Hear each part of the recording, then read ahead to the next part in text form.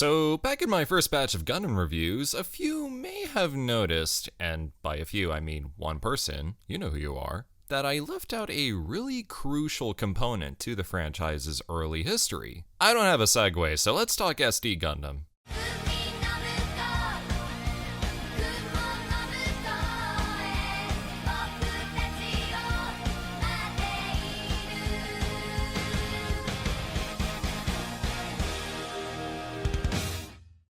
So the idea of SD Gundam began life as nothing more than a little drawing by high school student Koji Yokoi, who submitted a piece depicting a chibi-styled reimagining of the iconic mech to Model News sometime during the 1980s. Yokoi's submission was enough to get the attention of Bandai, who would proceed to have him create 4-panel stories for the magazine. It wouldn't be until 1985 where SD Gundam, as in Super Deformed Gundam, would take off in the form of official merchandise as Gashapon erasers. Then, as Gundam really started getting popular with the airings of Mobile Suit Zeta Gundam and Double Zeta, SD Gundam grew along with it as it was slapped on pretty much everything, like video games. And especially video games, as SD Gundam would be one of the faces of the Super Robot Wars series. Basically, SD Gundam as a subset of Gundam merchandise is just as popular as the mainline series it's based on.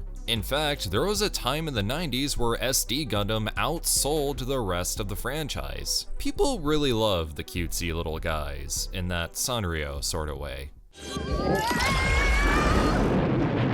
And you're always bound to find a good handful at any hobby or comic book shop today.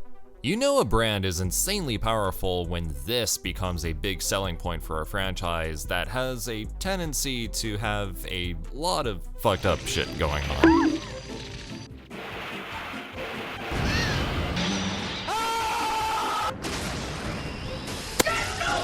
It's almost impossible to grasp just how huge SD Gundam truly is, but for this video, we're just gonna focus on a good handful of animated appearances of these funny little robots. First up is Mobile Suit SD Gundam, a series of OVAs released between 1988 and 1993. The first series of episodes opens with a pretty hilarious reimagining of Gundam's first episode, where a team of Zakus come to raid Side 7 to capture the Gundam, all before going on to spoof other highlights, such as the first encounter with the Red Comet, and the deployment of the Big Zom. My personal favorite is how they redo the final battle with the Gundam swatting away the Zeong's head with a baseball bat on a Baoku.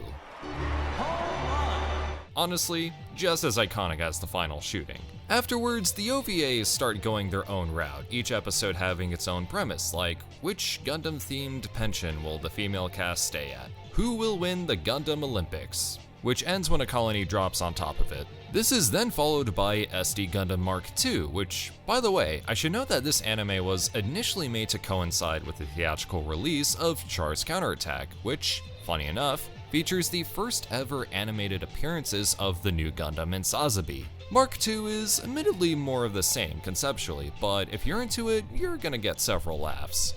Afterwards is SD Gundam's Counterattack, which takes these SD shenanigans to the big screen, and is what would plant the seeds for what would become a huge trend when it comes to Chibi Gundam, in how there are various types of styles for these little guys based on a particular theme. Here, the mobile suits take on the appearances of ninja and samurai. And it even follows its own plotline, being that it tells the story of a great war between the Gundam Army and the Army of Darkness, not that one, led by the Dark Shogun, which also leads into SD Gundam Mark III. I must say, given how Gundam designs usually have these subtle samurai motifs, they look really good in what's basically cosplay for them. SD Gundam Mark IV and V bring back the usual SD Gundam affairs, now taking advantage of its now bigger cast, like this blatant riff on wacky races, or this series of episodes where they're just blobs? I guess this is supposed to be the origin of the Gundams? Did we originate from blobs? This is the greatest show ever made. Yep, SD Gundam can just be about anything. And in 1991, it was time to put that to the test, as Sunrise tried to get SD Gundam into the Western market with Dooybots. Basically, Professor Doozy, narcissist, gathers a group of high schoolers for an experiment that transports their bodies into these robots, and, well, I'll just let the pilot tell you. These misguided robots had to be stopped before they carried out their mission to build an army and rob the world of fun.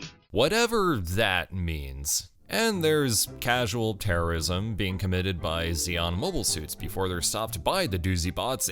Okay, I can't ignore it. Why is the guy in the wheelchair the gun tank? Don't you think that's kind of demeaning? Like, hey kid, I know you can't walk, but what if you were the robot who doesn't have legs?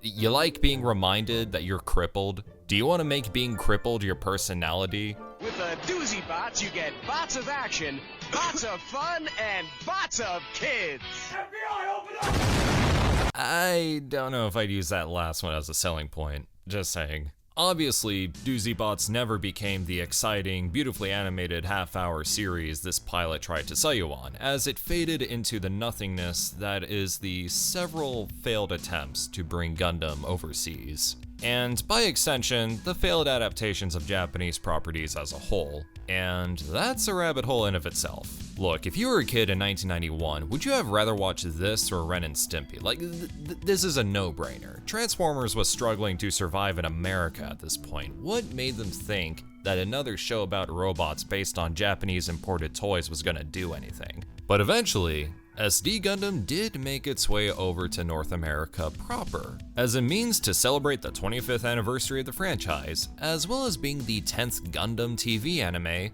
Sunrise and Bandai brought us the first ever full 3D CG anime ever produced in Japan. Ladies and gentlemen, Superior Defender Gundam Force. Oh, so that's what SD actually stands for. Yeah, this goofy little thing was actually a pretty big deal. Seemingly learning from their past efforts in trying to get Gundam to the West with an anniversary entry, the show seemed to have a lot going for it, as Bandai felt it was appropriate to try and push this show in particular in the North American market thanks to its apparent accessibility, which would surprisingly enough allow the show to air on Toonami a good 4 months prior to actually airing in Japan. SD Gundam Force would be directed by Yuichi Abe, known for his work on the Ultra series. Additionally, it's been said that the decision to use CG instead of traditional animation made creating the show a lot easier, especially as it was done via motion capture. This production was something really special in how it was helping and spearheading a whole new era of animation, so much that Yoshiyuki Tomino came to visit unannounced just to take a look.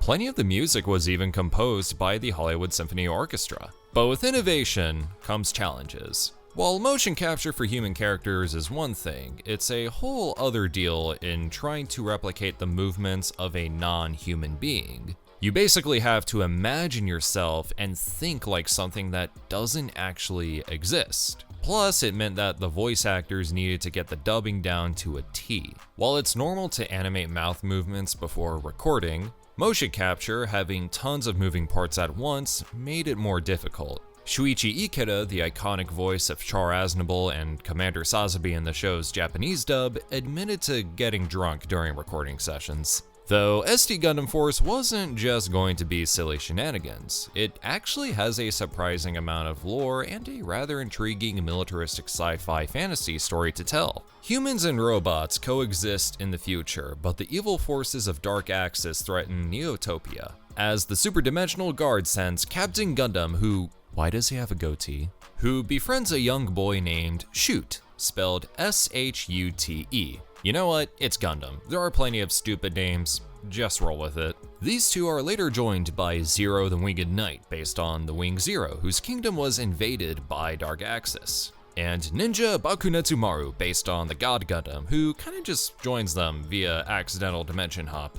Oh yeah, and Captain Gundam is supposed to be based on the RX-79. This is likely due to how the 8th MS Team, Gundam Wing, and G Gundam were the most popular shows amongst Western audiences. SD Gundam Force is, for lack of a better term, really interesting. While it manages to retain the wacky nature that's bound to come with SD Gundam, they manage to balance the tones very well, as there's actually a pretty good amount of emotional depth. As the show starts off in your typical episodic format as a means to get all the pieces in place, and around halfway through starts to really pick up with stakes being raised and slowly becoming more drama focused. This is especially the case when it comes to how the characters interact, as everyone does a great job taking charge on their own. You have Captain Gundam, who despite having a tough albeit naive exterior, is always open to learning more about what it means to be human. Zero is super compassionate to where it's nearly contagious yet endearing. But Kanetsumaru is like that little brother who's always eager to take matters into his own hands,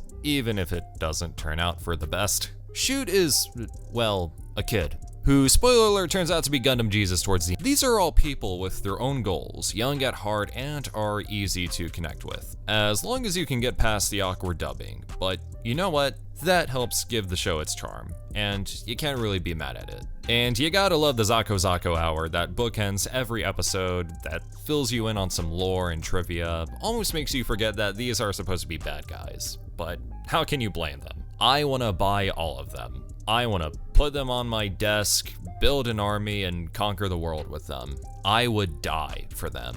However, despite being a rather ambitious entry in the Gundam universe, SC Gundam Force wasn't quite the success Bandai was hoping for. Only the first 26 episodes aired in the US, likely due to the show's poor performance in Japan, which may have deemed it unfit for any further pursuit. It also would have been the least watched Gundam series ever at that point, and all plans for a sequel series that would have given closure to loose ends left at the finale were unfortunately scrapped. Yet SD Gundam still persists to this day. It's still looked upon fondly as a marketing mascot, being a representation of a much bigger, more grand property with lots to offer. Given its stark contrast from the franchise's darker tone, it's a reminder that Gundam is for everyone, and that no matter what, there's always a Gundam show that anyone